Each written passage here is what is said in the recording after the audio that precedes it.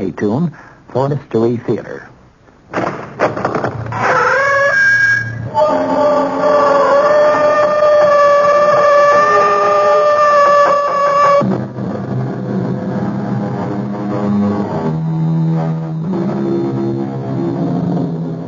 Come in. Welcome. I'm E.G. Marshall. Something that men have been pondering since the dim beginnings of time has been the question of poverty and riches. Why are some men destined to be wealthy while others seem fated to be poor? Since it is easier for a camel to go through the eye of a needle than it is for a rich man to enter the kingdom, we may safely assume that the poor shall find greater favor in heaven. However, to make up for it, obviously, the rich have things much better here on earth. Our mystery drama, The Paradise of the Devil, was written especially for the Mystery Theater by Sam Dan and stars Larry Haynes. It is sponsored in part by Anheuser-Busch Incorporated, Brewers of Budweiser, and Uncle Ben's Long Grain and Wild Rice. I'll be back shortly with Act One.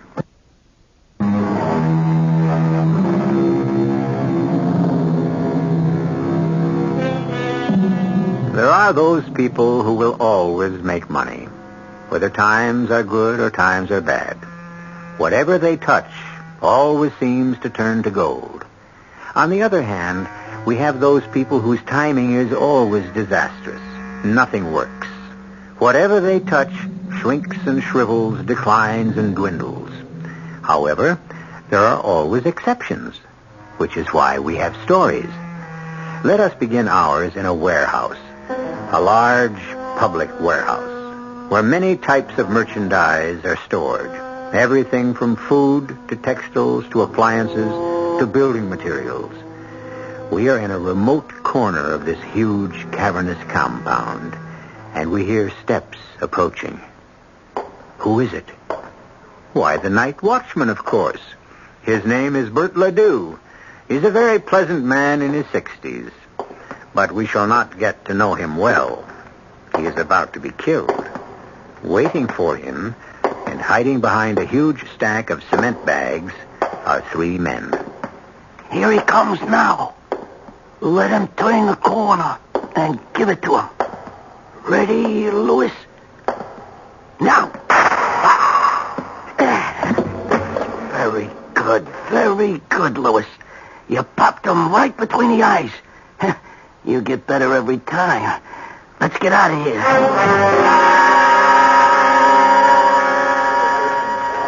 Yes, miss? You don't remember me, Sergeant? Well, let's see. Should I? I suppose this tells me everything I need to know. Look, miss, can we help you? I'm Mr. Ledoux's daughter, Louise. Ledoux. You don't even remember his name, and it's only been a week. Oh, I remember. Bert Ledoux. You said to come back in a few days. You might have news for me. Louise, let me talk to you off the record. About what? The facts of life. Thank you, Sergeant, but I know them. Oh, no, you don't. What I'm going to tell you could cost me my job. And why risk it? Because you're old enough to be my own daughter. Your dad was killed exactly 10 days ago. Do you know how many people have been murdered since? No, and I'm not interested. 5. And that's about average. A killing every other day. And my father's killing is rapidly becoming ancient history. Your father was shot by burglars in the warehouse. We have no leads. What have you done? We combed the neighborhood. No one saw. No one heard anything unusual. But surely, there must be something. Believe me, I wish with all my heart it was the kind of thing you see in the movies. A clue is left that leads us directly to the killer, and we capture him in one big blazing shootout. Sergeant, all of this is beside the point. It is the point. What have we got? All we know is your father was killed by a .38 caliber bullet. We have absolutely nothing else. Which means you're doing nothing. Oh, no. We're doing two things. Each time we capture an armed criminal, we check the weapon. And we keep tapping our usual sources of information in the underworld. Stool pigeons, you'd call them. And that's all? What else would you suggest? What would I suggest? Am I a professional police officer? I'm sorry, Louise. Sergeant, just tell me this. If my father had been somebody wealthy and powerful, would things be different? Let me answer it this way, Louise. It's always better to be rich than it is to be poor. Well, what would you be doing right now if you'd been rich? It's not so much what we'd be doing. It's what you'd be doing. And what would I be doing? Well, it's like everything else. If you don't care for the services the city supplies free of charge, you go out and buy your own. You mean I'd hire a private investigator? Oh, an army of them. What? Tell me the name of a good private investigator. I'm not allowed to. Then why did you bring it up? But a private detective will give you no guarantee. I wouldn't even know how to go about it. Tell me the name of someone who wouldn't just waste my money. But it's against regulation. If you were in my place, who would you go to? I promise you, Sergeant, no one will ever know.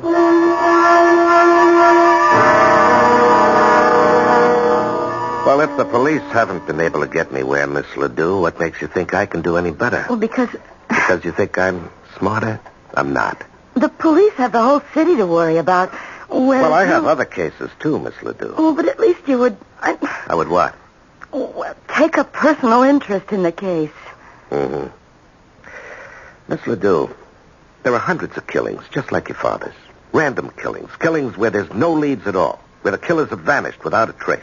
Are you telling me that I must accept the fact that my father's murderer may never be caught? Yes, that's exactly what I'm telling you. If the killer is ever caught, it'll be because he was betrayed by a pal or a woman or arrested for another crime. We can't make those things happen. We have to wait for them. For how long? Well, sometimes forever. In other words, you won't accept the case. And then we have the question of money. Now, your father worked as a night watchman. He wasn't a rich man. And what do you do? I'm a secretary. Ah. Do you have any money? Oh, a few $100 in the bank. Well, I get $95 a day in expenses. How much of my time can you afford? How much do I need? Weeks, maybe months. How can I answer? Mr. Colby, are you familiar with the details of my father's murder? Well, I remember reading in the paper that a night watchman was killed, but that's all I know. Will you do something for me? Go down to the warehouse. Why? Do whatever you have to do to acquaint yourself with what happened. Why? Are you allowed to talk to the police? Of course. Well, find out everything there is to know. And after you do that, if you're convinced there's nothing more to be done, well, that's the way it'll have to be. But if you feel there's something there, anything at all, I'll raise the money to pay your fee. How? I said I would raise it.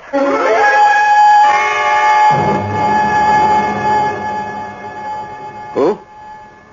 George Colby? Oh, yeah, send him in. Hey, Georgie. Hi, Sarge.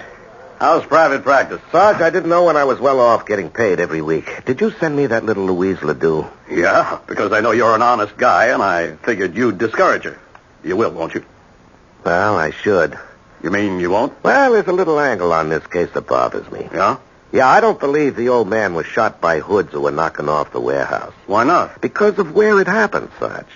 He was killed in the wrong part of the warehouse. Well, why do you say the wrong part? Is there a right part for a watchman to get killed? Yeah, there is in this one. Where should he have been killed? Way over on the other side, Sarge.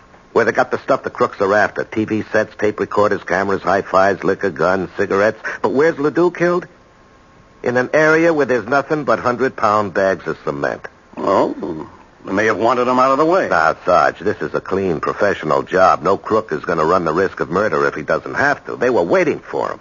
No sign of a fight. They could have tapped him on the head and put him to sleep, but no. Oh, no. They were out to kill him. Why would anyone want to kill a night watchman? Well, maybe he was more than a night watchman. We checked the daughter. She said he had absolutely no enemies. That she knows of.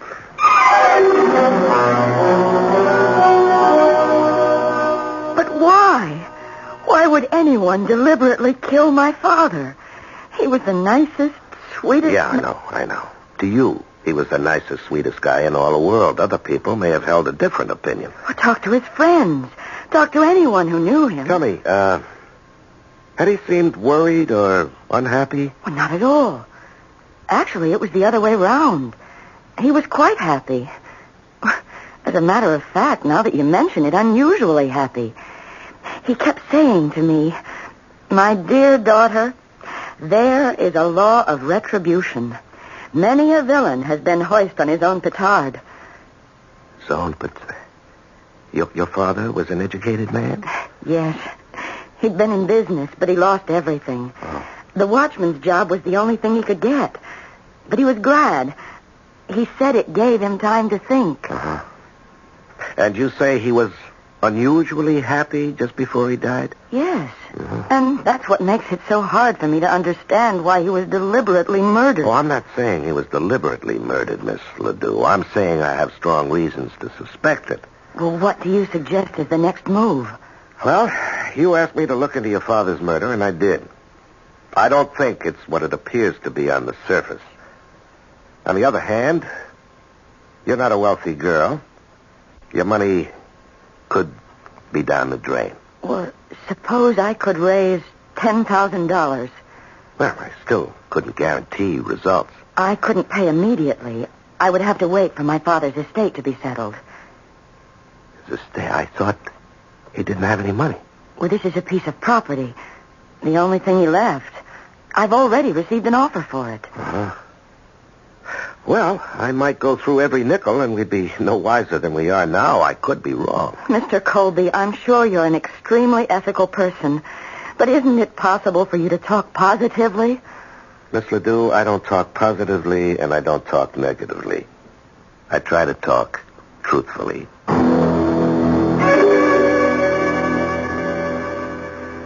Ah, Miss Ledoux, please come in. Have a seat. Thank you, Mr. Hawkins. I read about your father's death. Please accept my deepest sympathy. You're very kind. Now, Miss Ledoux, how may I be of service? Well, you called on me some months ago. Oh, yes. I had the mistaken impression it was your father's address. The land title is in the name of L. Ledoux. That was my father's name, Liebert Ledoux. And yours is Louise, and each of you is listed in the phone book as L. Ledoux. Oh, I would have been willing to sell you the land, but of course it wasn't mine.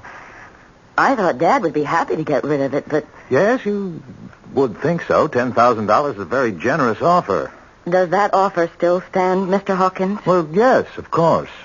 There are some legal matters to be cleared. The will has to be probated, but I would like to be sure. You see, I need that money. I know. There are so many expenses involved in these unfortunate matters. I'm willing to draw up an agreement to buy the land for $10,000 contingent upon your receiving title. Thank you, sir. And if you're pressed for cash, I'd be happy to advance it. Oh, thank you. You're extremely generous, but he said he could wait. He? Do you mean you owe someone $10,000? You're that deeply in debt? No, but I could be. I've hired a private detective to find my father's murderer. I can think of no better way to spend the money. I see. Well, I hope he's successful. I'm sure he will be. I have a great deal of confidence in this man. Well, thank you for your time, Mr. Hawkins. It's been my pleasure. Goodbye. And you'll hear from me soon. Good day.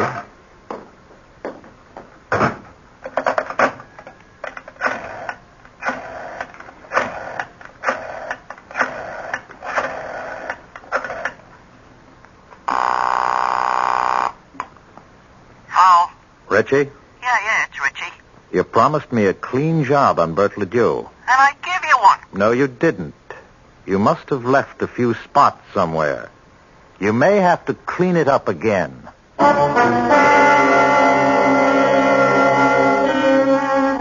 They say cleanliness is next to godliness, but obviously some of the devil's disciples are in favor of it also. At any rate, as our friends in the sports world would put it, we have given you the matchups. It's Louise Ledoux and George Colby against Mr. Hawkins and Richie. Richie and Hawkins have already scored. But this game has only begun. There is more action when I return with Act 2.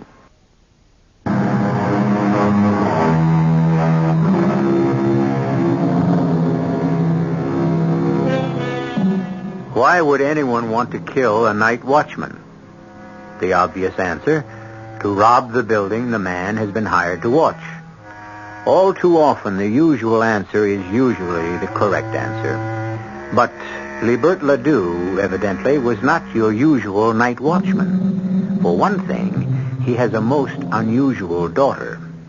She is willing to spend her entire inheritance, if that's what it takes, to find her father's killer. But why do you have to look through all these papers? Miss Ledoux, if the police theory is correct and your father was killed by hoodlums who were out to rob the warehouse, then I have no business in this case. But if there was another motive, I have to look for it somewhere. Do you realize how much there is to go through? Why, there are cartons of old letters and documents and receipts and even poetry and short stories. He used to write those in his spare time. Is this all there is? Oh, do you realize it can take you a week to look through everything in this room? Probably. A week at $95 a day? Is this all there is? Yes. Is this all you're going to do? Just look through this junk? Well, where else can I look? I have to work with what I've got. But what are you looking for? I really don't know. Well, then how can look, Miss Ledoux, this is not an exact science, and if you think I'm wasting your money... I didn't say that. In addition, I want a list of all his friends. But he had hundreds of friends. Oh, nobody has hundreds of friends. Well, he knew a lot of people. Oh, we'll begin with those who are closest. Who's his best friend? Well, I guess you'd have to say it was Sid. Sidney Grossman. Grossman. Where can I find him? You can't. Sid's dead. Well, then why did you mention his name? He was only killed 3 weeks ago. Killed? Why? How? Does it matter? All right, tell me about Sid Grossman. He and Dad had a club. They called it the Underachievers Association. Why? Well, because they were both college-educated men, and neither of them ever lived up to his potential. Mr. Grossman had a civil engineering degree. He was a geologist, but he could never hold a job. Why not? He thought the object of life was to have fun. So did my dad. Work interfered with pleasure. Pleasure was the opera, ball games, fishing. So both of them took jobs which made no demands on them and left them free. I see. And Mr. Grossman was killed, huh? How did it happen? Well, I suppose he was mugged. It was very late at night, but they caught the mugger. Oh, they did, huh? Maybe that's why Dad was talking about retribution. Now, look, Sarge, 2 friends. Each dies violently within a 3-week period. Coincidence? We got the one who killed Grossman. Just a punk. He's got a record for assault and robbery. There is such a thing as coincidence. Yeah, I know. How do you know you got the right guy? He took Grossman's watch, ring, and wallet. He brought him to a small-timer named Legs Barry. Legs tries to be a fence. But Legs need a little favor from us, and you know how these things go. Yeah, I know. I also know these punks would frame their own mothers if they had to. Except Legs had the merchandise for us. Grossman's watch, wallet, and ring. He says he bought him from this hood, this Pete Lucas. Do you think Legs is telling the truth? Well, why would he lie?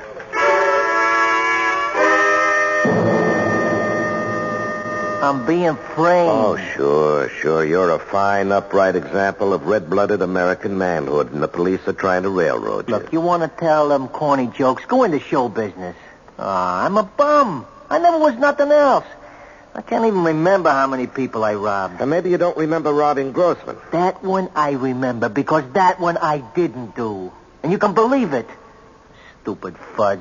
They don't get me for all the ones I knocked off, but for the one that I didn't... Yeah, life is funny that way, Peter. Tell me, if it wasn't you, how come you fenced off his watch, ring, and wallet? I didn't fence him. This stoolie, this rat Legs Barry, he says I fenced him. Now, why would he lie? Well, they got his girl on a drug charge. He's making a trade. Mm.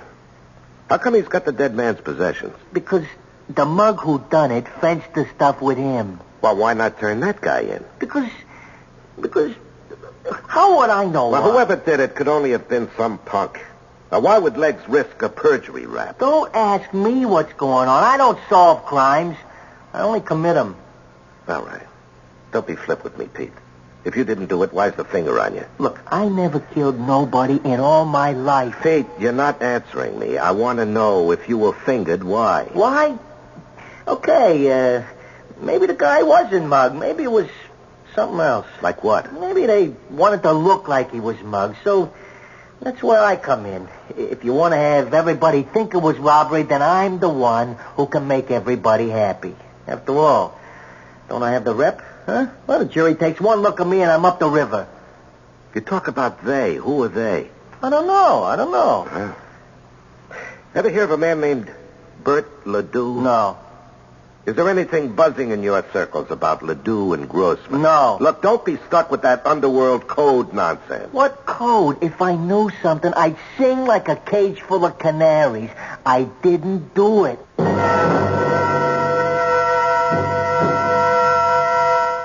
The last words I said to Sid, the last words I said to him in this world, you're crazy.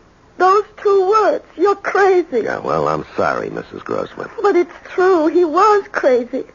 Only a crazy person would go out 2 o'clock in the morning, and he had just come back. You're back from where, Mrs. Grossman? Do I know? Did I ever know? Him and that crazy Bert Ledoux, they were a pair. Yeah, where had he come back from, Mrs. Grossman? Only the week before.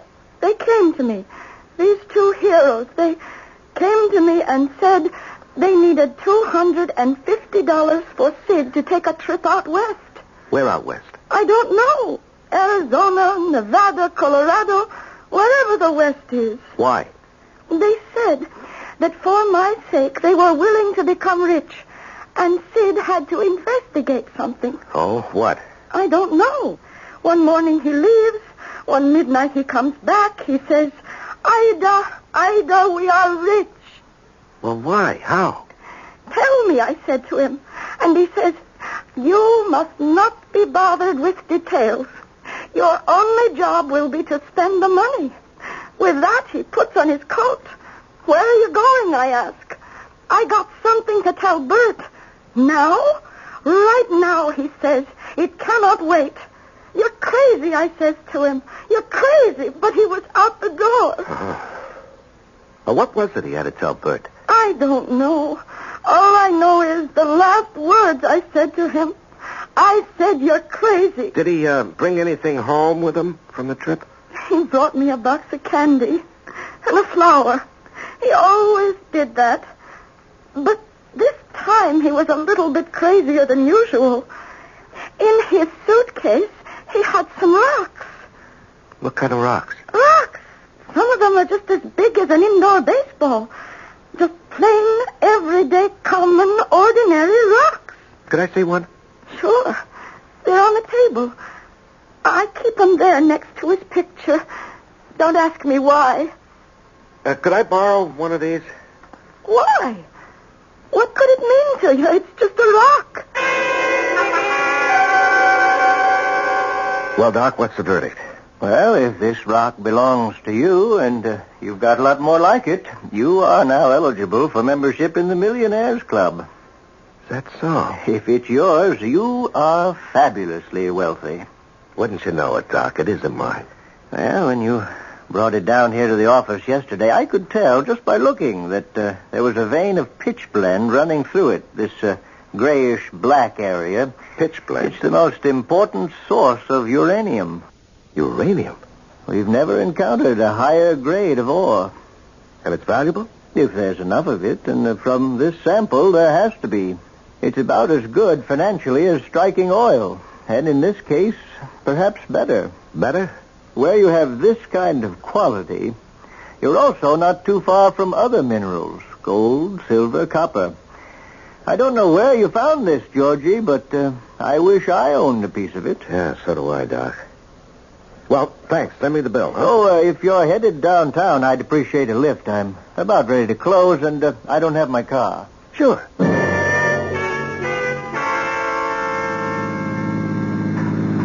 George, I always wondered, what makes a guy want to become a private detective? Oh. What makes a guy want to become a geologist? What are you looking at? You keep glancing into that rear view mirror. Somebody's coming up behind us. Well? I'm not sure, but I think I noticed that car before. He was parked just down the street from your office, Doc, and he's been following us ever since we left. Aren't you going a little too fast? This is a pretty steep hill. There's something about that car. Oh, that idiot. He wants to pass us. Look out. What's that nut trying to do? He's going to run us off the road. Hold on, Doc.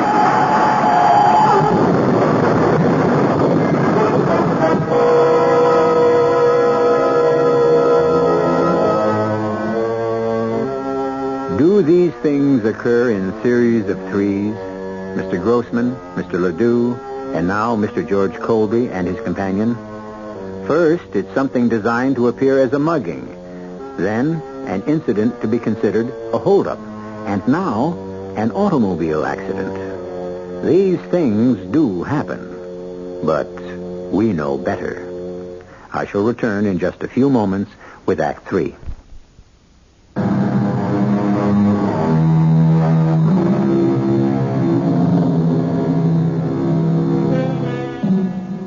They were just two carefree elderly men. They owned little more than the clothes on their backs. Or did they? In less than a month, both were dead, seemingly victims of random violence. And as Private Investigator George Colby has learned, it is obviously dangerous to probe into their affairs. A mugging, a robbery, and now an auto accident. George! He's going to run us off the road. Hold tight.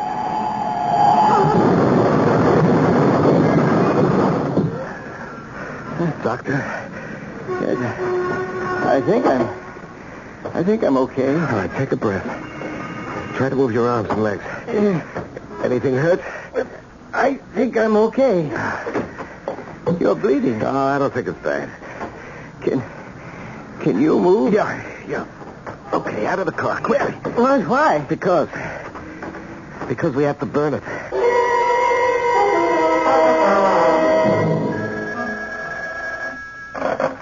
Hello? Mr. Hawkins, it's your buddy, Richie. I just seen an awful accident. A car went off the road and into the side of McGregor's Hill. You know that steep one? Are you sure of him? Well, I seen the car. It had blown up, burning all over the place. Well, that's good. He ain't gonna bother nobody. It's a clean job.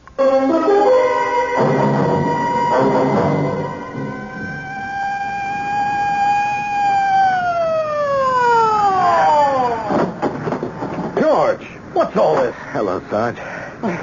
You should be in the hospital. No. It's not as bad as it looks. Well, why'd you have the highway cop call me? Why not an ambulance? Now, listen, Sarge. The Grossman thing was no mugging. The Ledoux killing was no holdup, and this was no accident. What are you talking about? We were forced off the road. Could you see by whom? No, it happened too fast. Now, look, Sarge, can you give it out that we were killed? I can't do that. Why not? Well, because Now, look, Sarge. 2 men have already been murdered. Whoever was after them is after me. Let them think they're in the clear.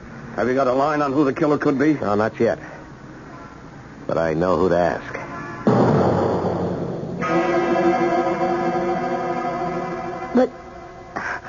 But you're supposed to be dead. Well, you can see for yourself. It was on the news. Private investigator killed in accident, along with noted geologist. Uh-huh.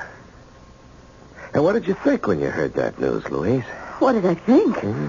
Well, I didn't know what to think. I thought about you, and I felt terrible. Did you stop to think that 3 people connected somehow with your father were now dead? Well, no. Well, you have a great deal to explain to me.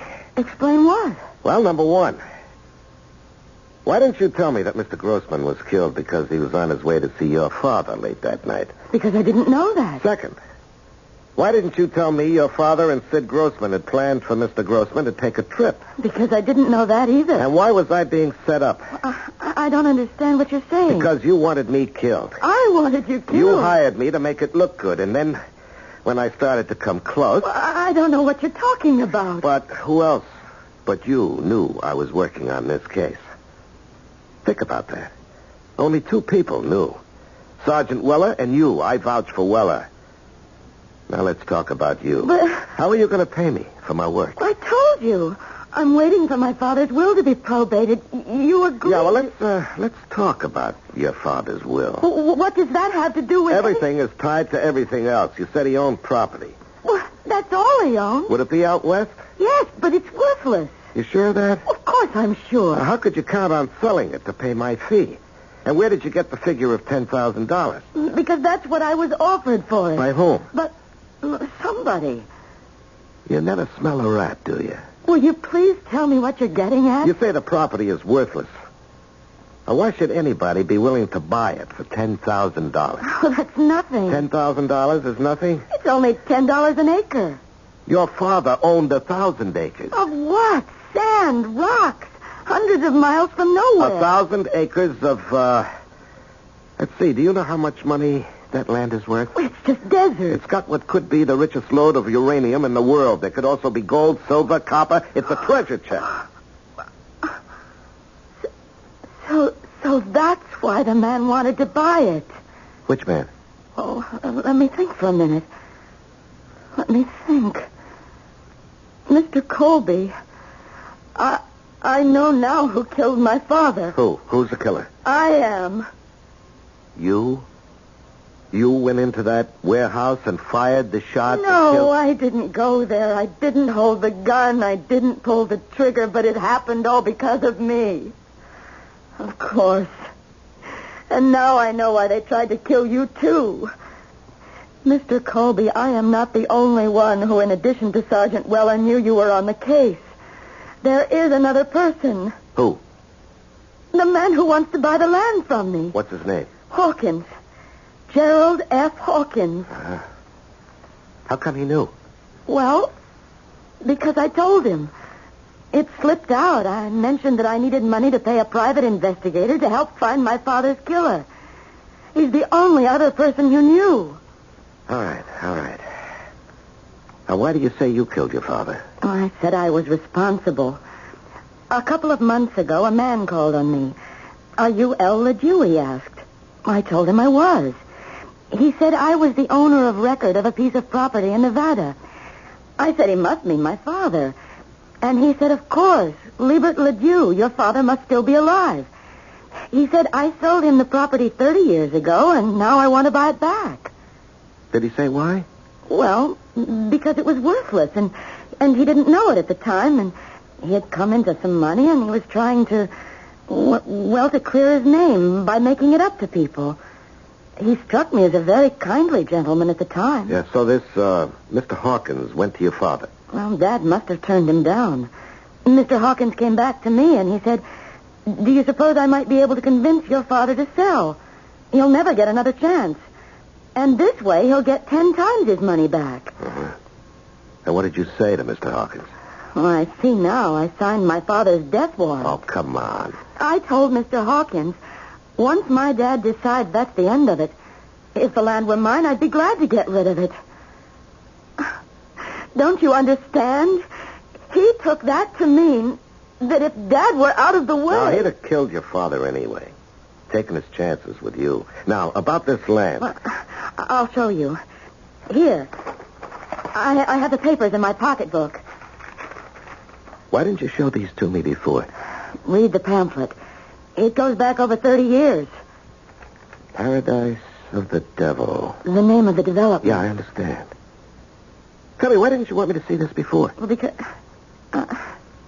I didn't want you to know my father could have been so... So, naive? Yes. I was ashamed. Uh-huh. Paradise of the Devil. At first sight, a desert inferno, but there's magic in this land. Deep underneath run the waters of life. Healthful, invigorating waters of youth. The paradise of the devil can become a spa to rival the great watering places of Europe. Stake your claim to unbelievable wealth, only $1 per acre. Act now before it's all gone. And my father believed it. My father bought it. You know, in a way, the guy who hustled this was right. There's unbelievable wealth under that ground, and the swindler swindled himself out of it. Now he wants it back. He can't get it back now that I know. Now, what are you going to do? What evidence do we have that Hawkins killed my father? I don't believe Hawkins actually killed him. Hawkins probably bought the murder. I still don't think we have any hard evidence at all. Then there's a possibility that Hawkins can go free. Well, there's always that possibility. I hired you to find my father's killer. And I did. To my satisfaction. What about the law? Oh, well, for that we have to dig. Very well. You dig. Right now, I can afford to have you dig forever. What do you want now, Snoop? Some more information, Pete. You know, you could spend the rest of your life in jail. Unless you help me get you out of here. Why should you care about me? Oh, I don't, Pete. And the world would be much better off if you remained in the clink, but you're part of something else. Now, do you know a guy named Hawkins? No. Well, have you ever heard of a guy named Hawkins? That's different. Yeah. Yeah, I heard of a guy named Hawkins. In what connection? He would need a strong arm from time to time. He ever hire you? Me? Nah. Why not? I'm too nice for him. He uses Attila the Hun. Attila the Hun? His real name is Richie. Where can I find Richie? I don't know. Try a couple of joints along the strip.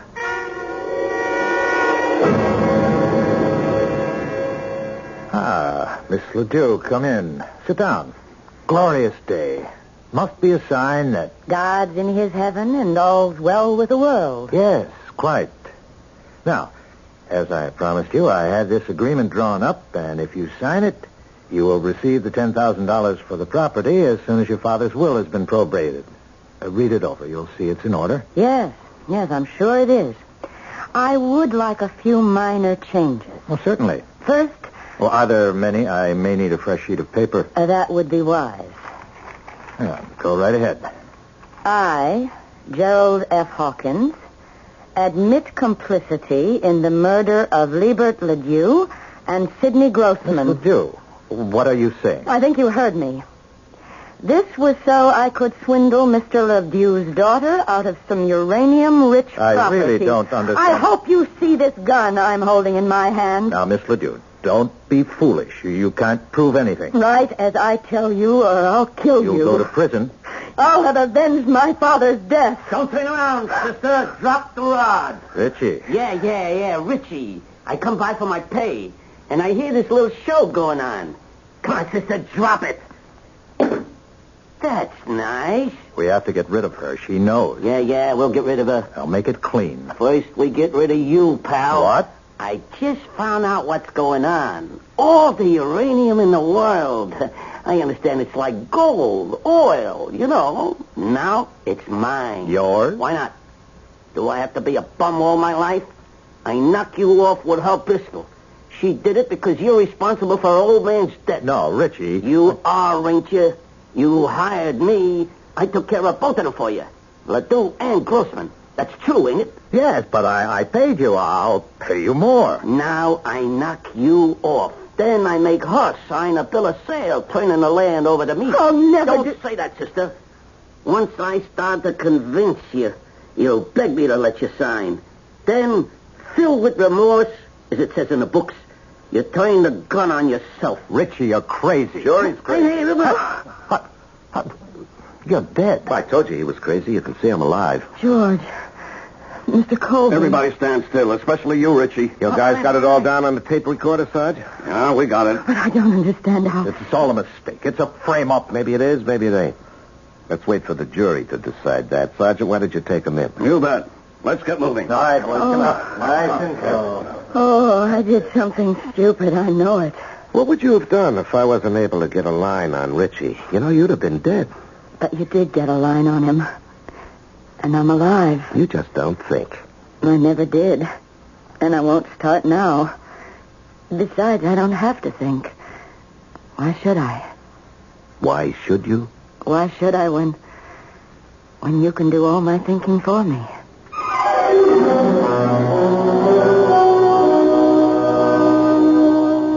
She was always quiet. A hard girl for her co-workers to figure out. So, they thought she was a little bit off.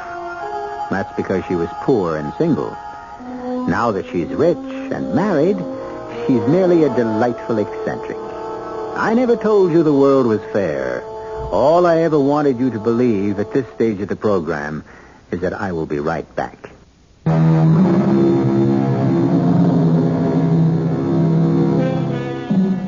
It's true. If you cast your bread upon the waters, you will find it again increased, but it will still be bread. On the other hand, there are some people who cast bread and recover cake. Who is to say that good-natured, gullible, trusting Bert Ledoux, who was cheated by everyone, wouldn't have had the last laugh after all? Who can say he didn't make a really smart investment 30 years ago? And actually, it's not that he wasn't smart. He just didn't have enough luck. Our cast included Larry Haynes, Bob Caliban, Catherine Byers, Peter Collins, and Gil Mack. The entire production was under the direction of Himan Brown. Radio Mystery Theater was sponsored in part by Buick Motor Division. This is E.G. Marshall inviting you to return to our Mystery Theater for another adventure in the macabre. Until next time, pleasant dreams.